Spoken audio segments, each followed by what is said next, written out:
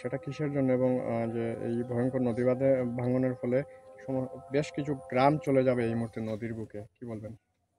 বলবো মানে এখন আমি নিজে আজকে যখন সবার ডাকে সাড়া দিয়ে এলাম, কারণ এই জায়গা একদম এই নদীর ধার পর্যন্ত আমার আসা হয়নি। আজকে যখন সবার ডাকে সাড়া দিয়ে আমরা সবাই এলাম, ওদের সাথে আমি এলাম, দেখলাম যে অবস্থা, যে ভয়াবহ রূপ ধারণ করেছে নদী, যেভাবে ভাঙন দিচ্ছে, আমার তো কষ্ট হচ্ছে যে আমাদের গ্রামের যারা ক্ষেত কৃষি করতো, এখানে সবজির ক্ষেত হতো, এই বছর ভয় পেয়ে অনেকে করেনি, আলু ক্ষেত অনেকে করতে পারেনি। আর সবচাইতে বেশি দুঃখ আমাদের যেটা মন্দির, পুরানো ঐতিহ্যবাহী একটা মন্দির আছে আমাদের, সেই মন্দিরটাও বোধহয় নদীর তলাতে চলে যাবে।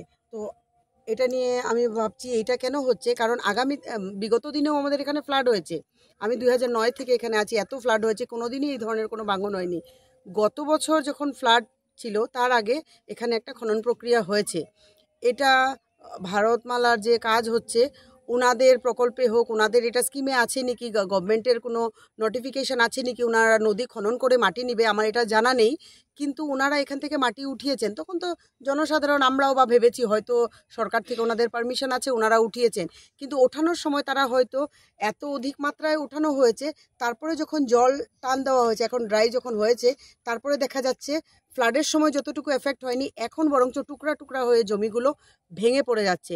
এবং এই পড়ার কারণে আমাদের মন্দির, লোকের বাড়ি, ক্ষেত সব ধ্বংস হয়ে যাচ্ছে।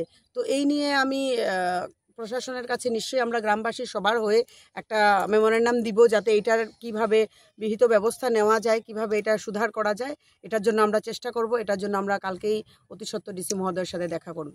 আর যেহেতু দেখা গেছে ভারতমালার অধীনে যারা কাজ করছে, সরকার যে সময় জনগণের যাতায়াতের ব্যবস্থা করার জন্য, বরাক উপত্যকার যাতায়াতের জন্য উন্নত মানের ব্যবস্থা করে দিচ্ছে, ঠিক সেই জায়গায় যে বাইরে থেকে আসা কোম্পানির ঠিকাদাররা যে অবৈধভাবে যে খনন করেছে, যার ফলে এই সমস্ত এলাকাবাসী এই মুহূর্তে বিপদের মুখে পড়েছেন বলতে হবে।